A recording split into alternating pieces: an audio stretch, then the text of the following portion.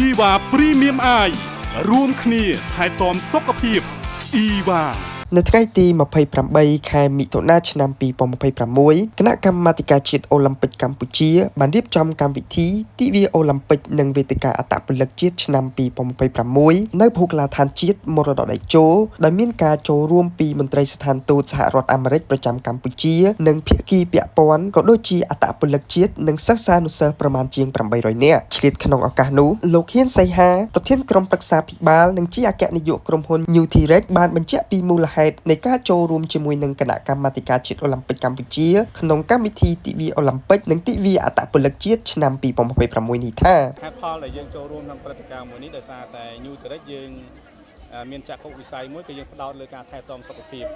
យើងគិតពីសុខុមាលភាពរបស់ប្រជាជនកម្ពុជាដូច្នេះជាឱកាសក្នុងថ្ងៃនេះកីឡាជាទូទៅគឺជាគោលការណ៍គឺនាំមកនៅសុខភាពបាទអញ្ចឹងគឺវាឆ្លើយតបជាមួយនឹងអ្វីដែល Newtirex យើងកំពុងតែធ្វើដូច្នេះហើយ Newtirex តែទៅចូលរួមរាល់សកម្មភាពទាំងឡាយណាដែលពាក់ព័ន្ធនឹងសុខភាពក៏ដូចជាសកម្មភាពដែលលើកកម្ពស់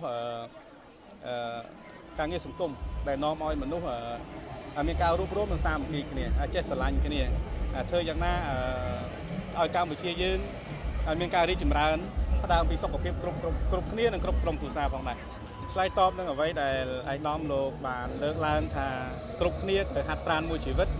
គឺទាំងអស់នេះគឺ Newtirex យើងកំពុងតែដំណើរការតែបច្ចុប្បន្ននេះ Newtirex កំពុងតែជំរុញការផ្សព្វផ្សាយទៅដល់គ្រប់ខេត្តក្រុងស្រុកខណ្ឌទាំងអស់ធ្វើយ៉ាងណាឲ្យប្រជាជនចេះថែទាំសុខភាពផ្ដើមពីការហាត់ប្រាណគ្រប់គ្នាអញ្ចឹងយើងកំពុងតែជំរុញយន្តការមួយនេះឲ្យប្រជាជនផ្លាស់ប្ដូរពីរបៀបរបបរស់នៅប្រចាំថ្ងៃ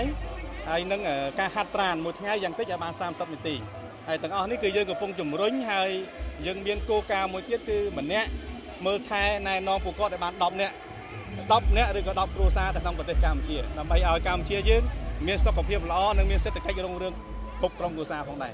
កន្លងមក Newtirex យើងគឺចូលរួមបានច្រើនជាមួយនឹងសភាពកិច្ចការងារកីឡានេះកាលមុនយើងបានចូលរួមសកម្មភាពកីឡាតៃក្វាន់ដូ